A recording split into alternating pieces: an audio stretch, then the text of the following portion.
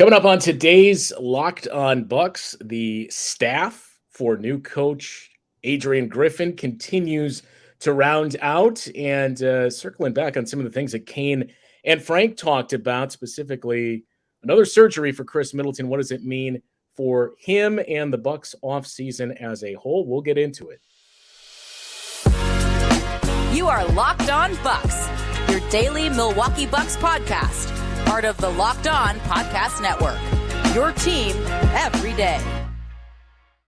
And you are Locked On Bucks. I'm Justin Garcia, filling in for Kane Pittman, who once again pulling NBA Finals duties. I think as we speak, he is en route to the arena in Miami. Tough life to live to cover Game 4 of the NBA Finals. Today's episode brought to you by Bird Dogs. Go to birddogs.com/LockedOnNBA.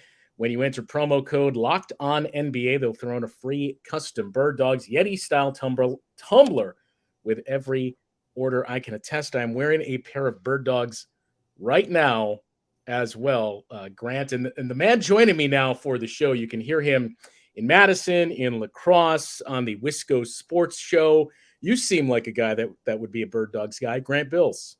I don't have Bird Dogs, the specific. I have those style of shorts on today. Okay. I like to show off the thigh, and all of my coworkers they're not like short running shorts, but you can see a little thigh and knee. And my coworkers are always like, "You look very athletic today." I'm like, "You're wearing pajama pants. Like, we work in radio. Why do we don't need to comment on what we're wearing? None of us can speak on this." The last thing I'll say about you, I think we're to the point you can't wear anything above 7-inch inseam shorts. Like, if you're a guy at this point, it's not the 90s, so it's got to be 7 or shorter. That's fine. I also have no idea what that means. I could not tell you the size of my pants off the top of my head because they go waist and then length. No idea. So 7. That sounds like a good number. I don't have a frame of reference for that.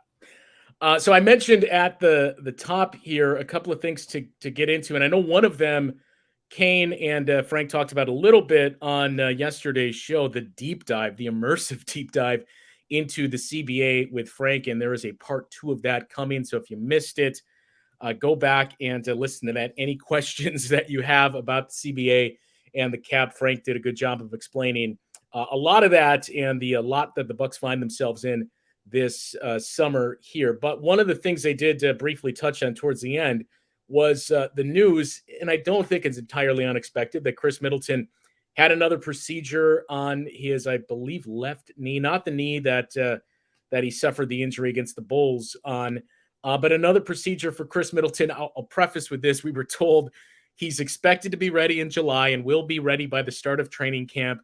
I have no reason to doubt that, but I feel like we heard similar messaging a year ago. I was going to say, it seems like you do have reason to doubt. You could say you don't have reason. I mean, I don't know.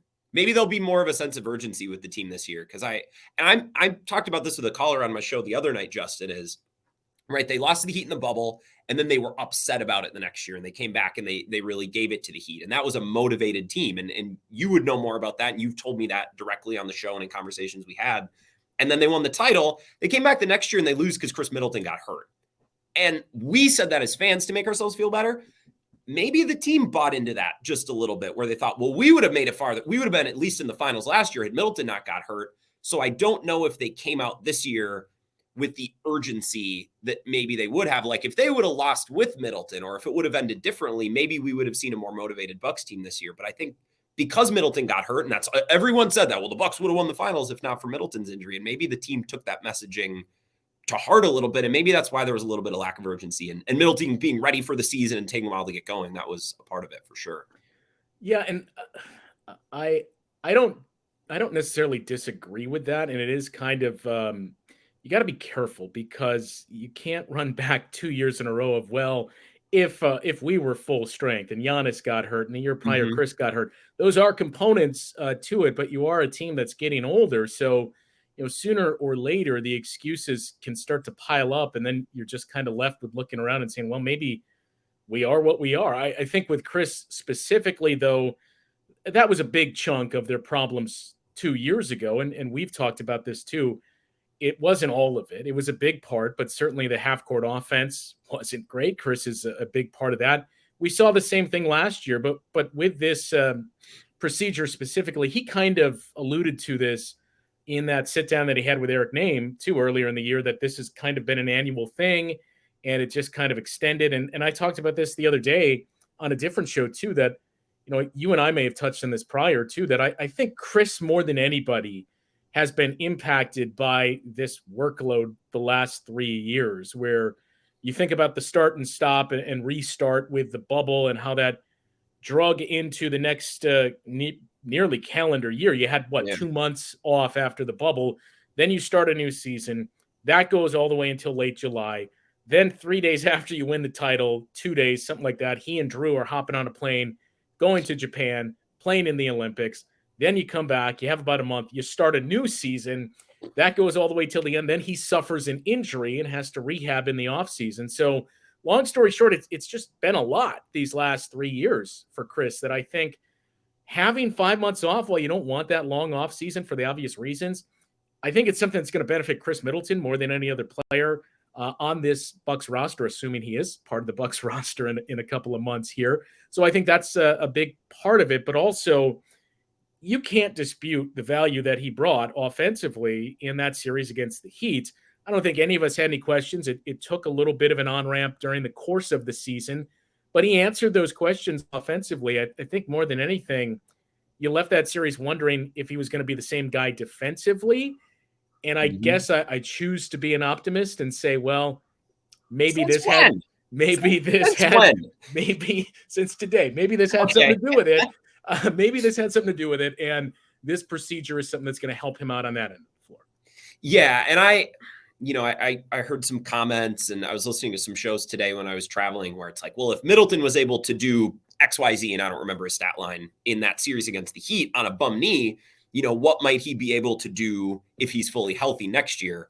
That's the optimistic way to look at it. I also didn't love the way Khris Middleton played in that series against the Heat. He scored and he hit shots. And I think we've talked about this. I just think sometimes in those big series, a little bit less can do a whole lot more, because I would rather have a clean 25 than a dirty 30 or a dirty, I didn't mean to make that rhyme, but I guess it just happened. You know what I mean? Like, I will take the clean, efficient 25 with a couple assists and some rebounds, as opposed to him trying to do more and maybe doing more and scoring 35, but turning the ball over and having some bad, especially live ball turnovers, or trying to take a shot, in transition and missing. So I want Khris Middleton healthy 100%. I also don't know if he needs to be super explosive offensively. I don't need him pouring in 40 points. I need him to be a viable option with Giannis in the pick and roll when the offense gets stagnant. And I think that's where they really missed him against Boston last year. And they missed him a little bit in that regard against Miami a few months ago too. Definitely where they missed him against Boston. And we've talked to Kane and I have talked about it. He and Frank have talked about it already this offseason, and a long offseason already. But what you may see differently under Adrian Griffin, and to me, Khris is an interesting component there, again, assuming that he is back with this team, because I think the easy thing to point to and the low-hanging fruit is, well, you got to use Giannis as a screener more, but you need a reliable ball handler to be the second man in that two-man. And I do think Khris is better at it than he gets credit for. But you go back to that series against Miami, and I think part of the challenge there, where maybe you saw that volume decrease the last 2 or so years of Giannis as the screener versus Giannis kind of running the offense, is, we got to the point where, especially in the playoffs, with guys you're going to play playoff minutes, 3 guys that you trusted to handle the ball and run the offense. And that's the difficult part of saying, well, just use Giannis as the screener more. What about the minutes where one of those guys is off the floor or doesn't? Yeah.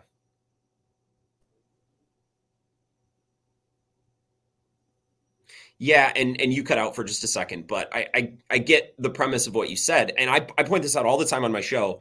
In 2021, the finals, if you put a line graph to Giannis's usage as a screener, it went up in every single round. And I remember Zach Lowe writing about it in like January. In the regular season, yeah. Yeah. He was like, wait a minute, they're tapping into something here. And there's a million different angles, to discuss Giannis and his usage as a screener or as a facilitator, as a ball handler in the offense. Like, I'm curious to ask you, because you're around the team and you're around these guys.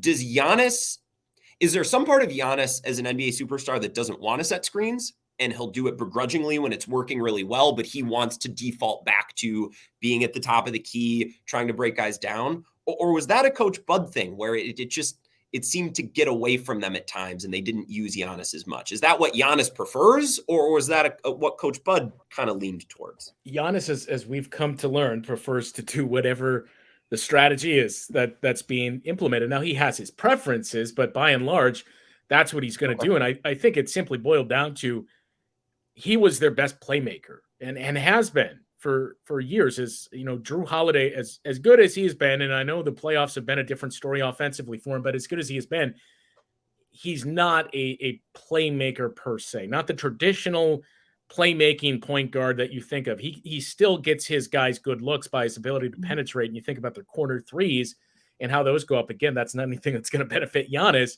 but he can still get his guys looks, but Giannis is their best at that. So again, that's part of the conversation. The other side of the coin too is, does this make our offense better, or is it, is minimizing Giannis maybe something that Adrian Griffin says, no, I want to continue to use him this way.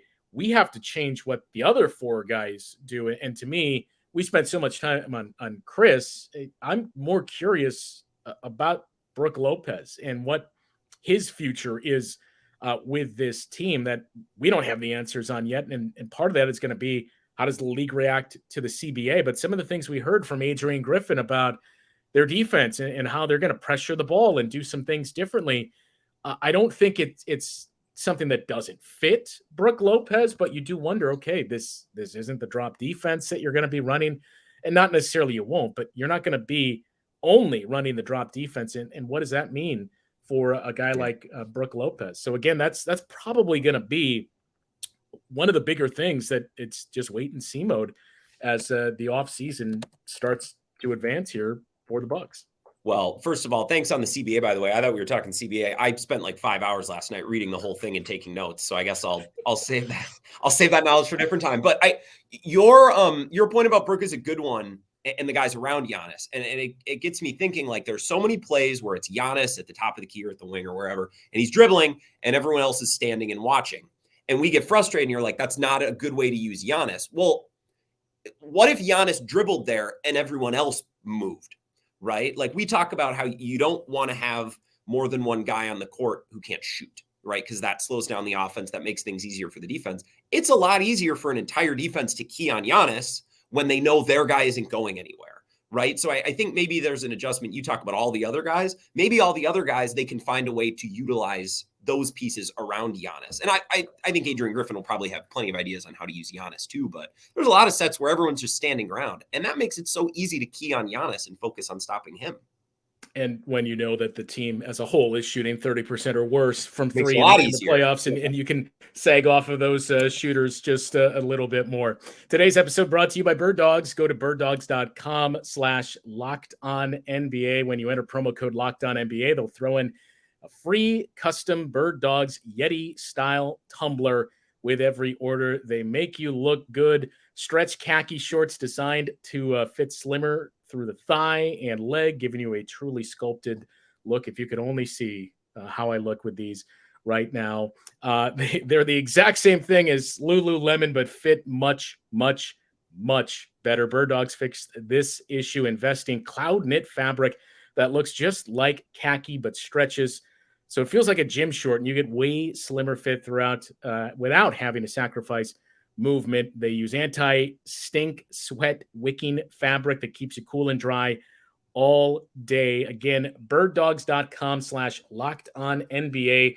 When you enter promo code LockedOn, they'll throw in a free custom Bird Dogs Yeti style tumbler with every order.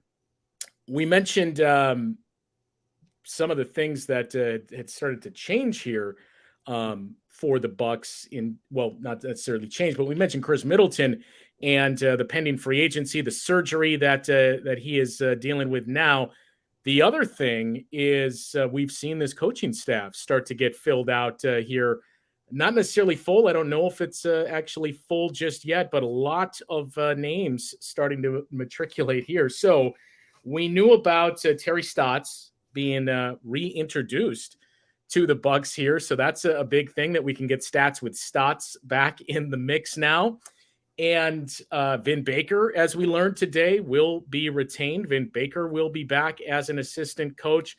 That certainly good news for the team here. And the other thing is, just really struggling with the banners here. But Vin Baker added to the team, added to the assistant staff as well, I should say. And now 4 more names to throw out there at you. So Joe Prunty is the one that Bucks fans are going to be most familiar with. Yes, the same Joe Prunty who guided the Bucks to a 21-16 record in 2018 after Jason Kidd was dismissed and shortly before Mike Budenholzer was brought in. He, of course, coached the Bucks in that series against the Celtics. He was 2-0 actually as a head coach interim with the Hawks last year after Nate McMillan had gotten fired. And spent the last 4 seasons split between the Suns and the Atlanta Hawks.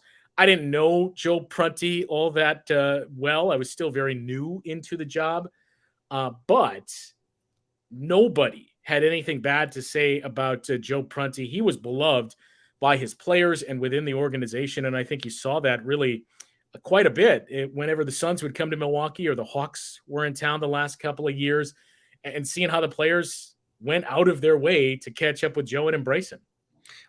Joe Prunty, like Terry Stotts, head coaching experience, a little bit different head coaching experience, but head coaching experience nonetheless. Stabilized things upon Jason Kidd's exit and almost took down the Celtics, took them to 7 games. My only gripe about that playoff series is maybe I would have called timeout when the Celtics were really cutting into that large lead, or I guess building their large lead late in the game. One of my favorite tweets on Twitter that I still go back and find is Nick Wright tweeting, "Is Joe Prunty in a coma?" with like 10 question marks. I just will never forget that tweet. I always laugh. I just think, look, the more guys that you can stick on the staff like Joe Prunty, I don't know what Joe Prunty's good at. I don't know his coaching special. Like you and people around the Bucks will be able to speak to that. And I'm sure Eric will write stories and we'll have lots of content to consume. I just like guys who've been around and gone through the cycle of a season, the ups and downs, the travel, everything, so that when Adrian Griffin is coming to a point in the season where there's frustration around this, or they're going through difficulty with this, Terry Stotts, Joe Prunty, obviously Vin Baker's been around a while. They can say, hey, this happens every year. Here's how we deal with it, right? This is what guys prefer this time of year. Just the little things. Right. And I think that will take a lot of the burden off of Adrian Griffin's plate, which will be nice. I specifically Terry Stotts or Joe Prunty, I don't know. I just like that they've been around. Right. And I think the fact that Bucks fans know Terry Stotts' name, and that's a name that we can cling to as someone who's experienced. I think that's the big thing, is the experience. And Joe Prunty to that point. So they do bring experience. I agree with you that you just don't know what it's like to be a head coach until you start doing it. And it's no different from any other job that you just got to get out there and do it. But what strikes me here is, John Horst talked about it a little bit at the introductory press conference and some of the analytics that they looked into with the coaching search. But not just what's your game plan and how are we going to play in tactician type things, but game management. He went out of his way to mention. And I think that's something too, that having guys like Joe Prunty, who for a half season was the Bucks head coach, did it, as I mentioned, for 2 games with the Hawks, but just has a number of years of experience as an assistant and on national teams. And Terry Stotts, over 10 years, 12, 13 years as a head coach, 9 of those in Portland, and a number of years as one of the top assistants in the league as well. These guys bring you that experience when you talk about game management and should we use a timeout here, or what are some things we look for, the 2-for-1s and use it or lose it timeouts, all those things. So having those veteran guys certainly going to be helpful for a new coach. And then 3 other names. He's going to have some familiar faces. So first, Patrick Mutombo was announced with Joe Prunty, or reported with Joe Prunty, I should say. Spent last year with the Phoenix Suns, and for 6 or 7 years was in Toronto with the Raptors. And with the Raptors G League affiliate, the Raptors 905 team, he coached them for 2 years, I believe, won a G League championship with them. He coached Alex Antetokounmpo when he was on the Raptors 905 and broke into the league with George Karl over a decade ago. Nate Mitchell, also coming from Toronto and experience with the Raptors. He also started in the G League. He also spent 3 years on the Raptors G League staff, apart from other stops, and was a part of the Canadian national team. And then DJ Baker, who had some time, I believe, with the Pistons, another G League guy, and also worked with Dwayne Casey for 6 years in Toronto and most recently in Detroit with the Pistons. So a lot of familiar faces here for Adrian Griffin and guys that he worked with in Toronto. And we already touched on the experienced ones in Joe Prunty and Terry Stotts and what those are bringing. But Patrick Mutombo, we obviously don't know a lot about him, but very highly regarded throughout the league. And another thing that you've heard pop up with a couple of these guys, Nate Mitchell was another one too, is their ability to work with young guys and help develop them. That Patrick Mutombo arrived in Toronto or coached the G League team after guys like Pascal Siakam and Fred VanVleet really started to take off. But both he and Nate Mitchell had some credit, not necessarily for being the main reason, but for helping develop Pascal Siakam and Fred VanVleet. And, same with Adrian Griffin, that Jimmy Butler is probably the biggest success story, going out of his way to say how much of an impact he made on him. Yeah, now we just need some young guys to develop, I guess. Oh, yeah, MarJon. Well, yeah, and that's the thing. And maybe we need to have discussions this summer about exactly, what we expect from MarJon and what the Bucks need from MarJon, for this team to have success in any iteration past, Khris Middleton, Brook Lopez, and of course Giannis. But I like that they're pulling guys from systems that I like. Like Toronto is very respected. I think with the Adrian Griffin hire, a lot of fans, and I talk to a lot of fans because I take calls on my show and texts and tweets, and a lot of fans were like, well, if you like Nick Nurse, just hire Nick Nurse. Why are you taking his assistant? Why are you? Well, I think they like the idea of what Nick Nurse was doing in Toronto. They liked the development. They liked the everything that went along with that program that's run up there and the players that have come out of it. And a lot of coaches that have come out of it. I don't know that they wanted it in the Nick Nurse package. Like, I think they wanted a former player, first-time head coach. We heard all these things, who was going to bring a lot of those same principles. So it doesn't surprise me at all that he's going for a lot of, guys on that staff or guys with connections. I mean, that's how guys build out their staff for the first time, is it's people that they've worked with. But I like that Joe Prunty, Terry Stotts, Oppenheimer's been there. And I believe put it out there that Baker and Oppenheimer are going to be back. So I think it's a good combination of continuity with some guys who've been there, some young assistants who hopefully are going to bring a lot of fresh ideas of their own, and then some stalwarts that have been around the league and can provide a lot of wisdom. Yeah, Josh Oppenheimer back for another tour of duty, 3 head coaches that he has worked with now, his time in Milwaukee. But it shows you the value of just hitting it off with Giannis. Also, Adrian Griffin, because, you mentioned those points about Nick Nurse. I agree that it was, hey, we want something like this, and we want the idea of this. Let's see how the personality meshes. And I think that's where Adrian Griffin really knocked it out of the park. Not just with Giannis. I think we've made too much out of, well, this is a Giannis hand-picked hire. I think everything, he checked all the boxes with his background. Very similar to Darvin Ham, not to get into it again, but it was a matter of time. So he was a guy that paid his dues. And I think everything they heard, they fell in love with. And it checked all the boxes that the Bucks were looking for. Make a fast break to FanDuel during the NBA playoffs, because right now, new customers get a no-sweat first bet up to $2,500. Yes, $2,500 back in bonus bets if your first bet doesn't win. FanDuel, great promotions every day. It's safe and secure on their app. You get paid instantly.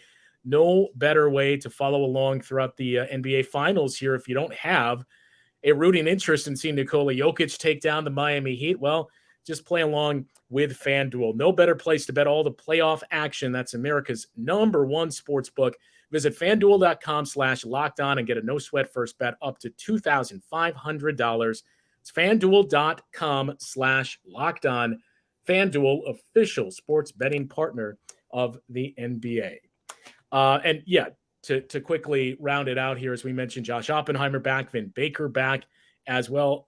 Charles Lee, I'm going to be curious to see what happens with him. It's probably not going to be here in Milwaukee. That's always kind of an awkward thing where you were in the running and you don't see that guy joining the staff unless it's only a matter of time type of thing. Not to say Charles Lee won't find a job in the near future. Kevin Young of Phoenix is going to be on Frank Vogel's staff, but that was another one where it seemed like they were very, very neck and neck there. What do we think about that? Because who did I do in it? I did some form of content with someone earlier this week. I think it was with our guy Bart, and we were talking about the difference in the way the Bucks went about their coaching decision versus the Suns. Because the Bucks are like, we're going to get the young first-time guy, hopefully grow and build with him, and we're going to support him with the guys with head coaching experience, right? Like Terry Stotts, like that was, and I think the Bucks did a good job in following through that with plan. And the Suns did the opposite. They said, we are going to pay our young guy a lot of money and make him first chair to the experienced head coach. And if the Suns have any aspirations one day of making Kevin Young their head coach, this is not a good way to go about it, right? Like, well, this is a good way to go about it for Kevin Young. I think this is interesting for Frank Vogel, that it's okay. I'll take, like, it's clear Matt Ishbia is willing to spend, and it's David Fizdale added to the staff as well. So they're spending for their assistants. That's going to be a very good staff. But if you get off to a slow start, these are always the interesting ones where you have one of those benches and you have one of those coaches. Not to suggest you would fire Frank Vogel a year in, but if things start to go south and you're in year 2 or midway through year 3, that's where it starts to get interesting, when you have the young guy that's highly thought of as the number 1 seat on your bench. But that guy's not going to coach for the Suns, right? Like, if it goes well with Frank Vogel, he's there 2-3 years. It's about the life of an average NBA coach right now. Kevin Young, you're saying? No. Frank Vogel's going to coach, 2-3 years, 4 years, depending on how it goes. Somewhere in that ballpark. Kevin Young's just supposed to sit and wait. Like, fans always think of assistant coaches and head coaches. We think of succession, right? Like, for years I heard, well, Jim Leonard's hanging around because he knows there's been some agreement he replaces Paul Chris. I'm like, no, there's not. I had one of my smarter listeners tweet me, or I believe he's smarter. He normally has good takes. He tweeted me that Terry Stotts was very interested in joining the staff because he doesn't buy into Adrian Griffin and therefore wants to be in pole position to take over. I'm like, that's not how this works. That's not how it's not succession. You don't get to be next up. So I just wonder what the end game is for the Suns. If they love Kevin Young, just hire him. Yeah, well, I don't. It's not with the succession reference. I don't think it's a Shiv Roy move here, where all of a sudden Kevin Young is just going to turn on Frank Vogel. I think part of this is they love Kevin Young and they know this is a transition period.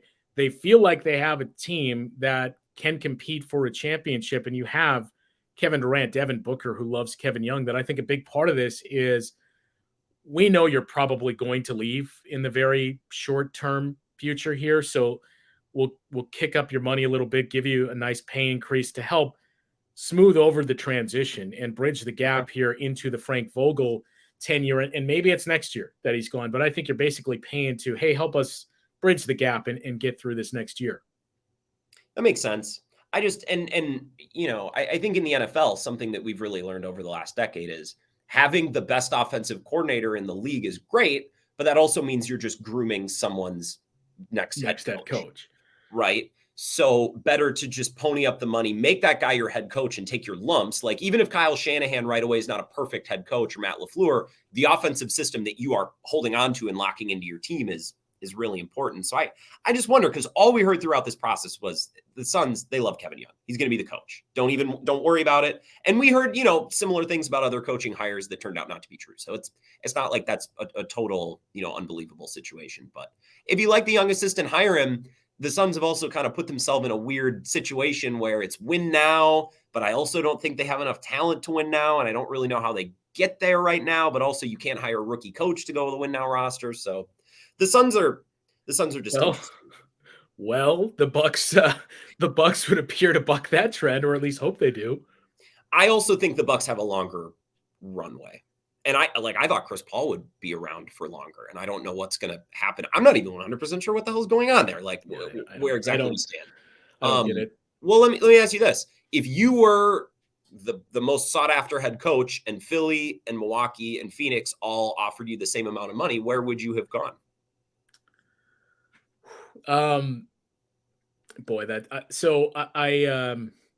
Not to alienate Locked On Bucks listeners here, but that's fine. I would probably put the Suns job ahead of the Bucks job. I would put the Bucks in front of the Philadelphia job because I know there's uncertainty 2 years from now with Giannis, and you do have a roster that's getting older. But I don't see how you can't say there's similar uncertainty in Philadelphia. Who knows if James Harden leaves in this offseason here? And if you continue to come up short, we assume it's a matter of time before Joel Embiid says, you know what, I'm good. Can you facilitate a deal for me? Whereas in Phoenix, Devin Booker is still young. And I think that's the biggest thing is he's continued to really come into his own. And I think as long as he's there with Kevin Durant, and you have Kevin Durant locked up for what, 3 more years, I believe. So I think that's another thing that's going to help Kevin Durant transition as he continues to get older and a lot of miles and injuries on the develop and grow, and he becomes the guy. And Kevin Durant is eventually the Batman to his Robin. That's another thing that's going to help extend his career. That's also a trope that we thought was going to be true in LA with Anthony Davis and LeBron. And I'm not saying that can't work as logic. We've thought that was going to be the plan for other teams, and it hasn't turned out to be the case. So I'm interested to see that in Phoenix and whether or not that works. I'm not sure what to make of Phoenix because I'm not really sure what DeAndre Ayton's deal is. I'm just not sure. I need to see it. The East and the Bucks and the Sixers, I feel like I have a better grasp on. I think the Bucks and the Sixers both made the right hire for themselves. I think Nick Nurse makes more sense in Philly. Philly has been very transactional over the last couple of years. They've rotated Tobias Harris, Jimmy Butler. They've had lots of guys come and go, right? They are plugging and playing. And now Daryl Morey's there, right? Who's never afraid to shake it up. Like they by fluke missed out on the NBA finals and they couldn't wait to trade Chris Paul for Russell Westbrook. Like they're movers and shakers. I think Nick Nurse is a guy who comes in right away, jolts your franchise, and is really good. Like I think of him as Jim Harbaugh, where he's going to come in and get results right away. Might start to wear out his welcome before too long. Might. I don't know. Might. But that's what we read it. Strong personality, right? And that's okay for Philly. I think that fits Philly. If they get, if Harden comes back and they get results in year 1, year 2 with Nick Nurse, and that's how long it lasts, it's fine. The Bucks haven't gone about their business that way. So I think the Bucks are trying to build for the next however many years. I think they're thinking more into the future, where the Sixers have been very much here and now, this year, how can we do it? Even if it means rotating guys in and out. So I think the Bucks and the Sixers both hired the right coach for their situations. I don't know about Phoenix. I don't know. I think people in Toronto would probably chuckle when you said Nick Nurse might wear out his welcome and wear on people, and you probably heard a lot of vigorous nodding from up north. And those... So I thought you were laughing because I was going too much. Like I was no. I don't want to speak out of school. I think that's putting it kindly. Okay. Not to same. I don't want to speak out of school here, but everything that I have heard about Nick Nurse and from people with the Raptors seemed like, yeah, I don't know if that's going to work here. So I was not surprised that you went with Adrian Griffin over Nick Nurse. Well, and Nick Nurse might be perfect in that he might show up and like he might crack some skulls right away. And maybe that's what Philly needs. I think Jimmy Butler would probably say that's what Philly needs. I don't know if Embiid and Harden are going to respond to that, right? But it's also not working right now, right? Like what they've been doing isn't working. So if Philly tries something else and it doesn't work, okay, whatever. You're damned if you do, damned if you don't. I think Nick Nurse could work really well for Philly. I don't know if he would have worked really well for Milwaukee. I also think, again, if James Harden is back, I also think Harden and Embiid could have tuned out a rookie head coach like that, where I don't know that Giannis will. As long as he's competent, like I don't think I just think the fit is good for both teams, and I think that's what's interesting about coaching hires and about sports. A longer discussion we'll have to do next time on the whole. This isn't working and this didn't work. That let's make a minor tinker here because I think you can make a strong case. It's not just this offseason. It's not just 2 years ago for the Bucks that. For a handful of years now, those top 3 teams are 3 teams at the top of the East for a couple of years now, and the Bucks, the Sixers, and the Celtics, kind of in the same spot where it's we love 75% of what we got, but it just didn't work. So we got to find here's Plan B and here's Plan C. And for the Bucks, Plan B was getting Drew Holiday and it got you a championship. And now we're on to another change. For the Sixers, it was let's bring in James Harden. We think this will work. And now it's, well, let's get a new coach. We think this will work. So it's kind of a revolving door with those. And Boston may be in the same spot, assuming that they bring back Jaylen Brown. What do you think Boston should do? I'm curious. With Jaylen Brown specifically? What should they do, period? What would you do in this offseason?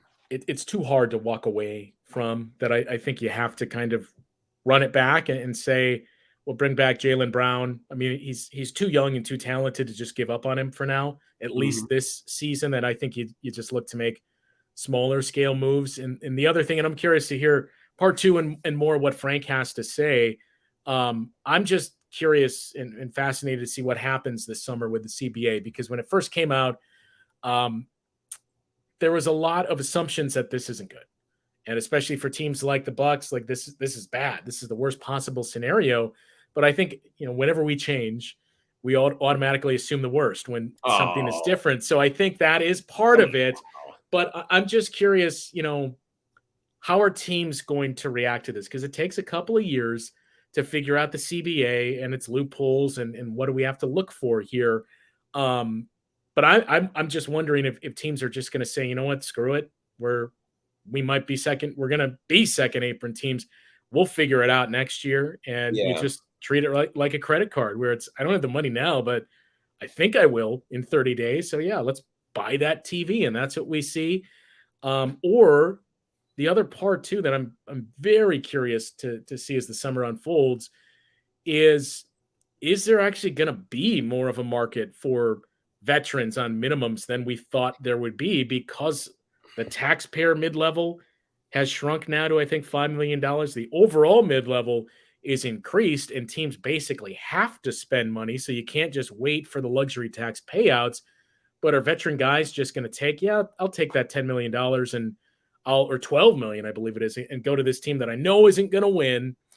Well, yeah. And you can't join a team on a buyout either once you have that contract. That's what, and look, I hate the CBA. You are correct that we always hate change. I think the CBA is trying to solve a problem that doesn't exist. This is a different conversation for a different podcast. What I think is a bummer is that we could be past the days of Bobby Portis on the Bucks or Derek White on the Celtics, where you have these really good basketball players that aren't ones or twos, but they play such a good role. And it's going to be a revolving door cast is what this is kind of setting up as. Is a year to year, you got to find who the new role player is. So play for nothing on a contender if you're Bobby Portis, Derek White, any of these guys, or go make money and be irrelevant on a team that's not any good. And I just don't know how that's good. I don't know how that's good for basketball.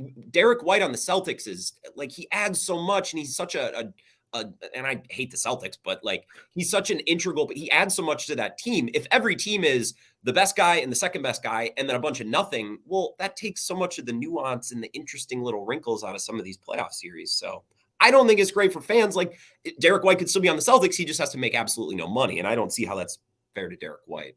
But again, it's new. I hate it. You're right, but I also think it sucks. It gives you parity, but we have larger discussion on whether or not that actually improves interest in the regular season. As I mentioned at the top, they can hear you in La Crosse, the great city of La Crosse, in Madison as well, on the Wisco Sports Show. The NBA Lounge is, I know, well known throughout the state and maybe even at this point nationally. Well, I've caught you listening once or twice where you'll DM me to disagree with something. I'm like, Justin is tuned in. All right. I forgot I wasn't on the burner account at that point. And I know we've talked about getting our pal Dan Smichik, a proud UWL alum, and organizing a caravan, a Bucks-specific caravan up to La Crosse at some point. So I'll have to, and maybe if he's listening now too, put the pressure on him. But I'll have to text Dan and see if we can get that going. Vinny Rottino reached out last year and said he's interested too, so we can make it a cross-sport thing. They used to play preseason games around the state, Justin. I do know that. I attended one of those games. And we'll on the flip side, we'll see if we can arrange a La Crosse listener caravan for you to bring the audience down and attend the live show that we're going to do on the 28th of June. As a reminder, June 28th, 7 p.m. at Broken Bat Brewing. I think I'm going to need to be there for that. And I'm going to make everyone uncomfortable because I'm going to sit in the front row and I'm going I'm going to be very active. I'm good with the gestures. By everyone, you mean the other 3 people that are going to be there. So. Oh, come on. You guys will pull a big crowd. Hold on. Well, you said June 28th? June 28th. Well, it's Kane and Frank that are going to attract the big crowd. First of all, don't sell yourself short. Second of all, Kane lives in Australia. He somehow ends up covering the NBA Finals. I work in downtown La Crosse, and I can't get like even a discount ticket to see REO Speedwagon at the La Crosse Center. How's Kane pulling this off? Unbelievable. He's past all of us that he just randomly met up with. I may still have those DMs of my first introduction to him, and now all of a sudden, he's the guy working for ESPN and this big national celebrity. Grant, I will not take up any more of your time and let you enjoy this fabulous weekend in the beautiful city, I think, of La Crosse, Wisconsin. A lot to do, especially this time of year. I'm going to be this weekend, this Saturday, I'm going to be at Wrigley Field for night 2 of Dead & Co. And if I have to hear Touch of Grey as the crowning penultimate song for the 3rd year in a row, I'll be thrilled because it'll be a fun show. But also deep down, I'll be like, God damn it. I've had enough Touch of Greys. But yeah, thank you, Justin. I appreciate you anytime. All right, Grant Bills. Again, you can hear him on the Wisco Sports Show. More from Frank Madden throughout this upcoming week to get you caught up on the rest of the CBA. We'll talk to you next time.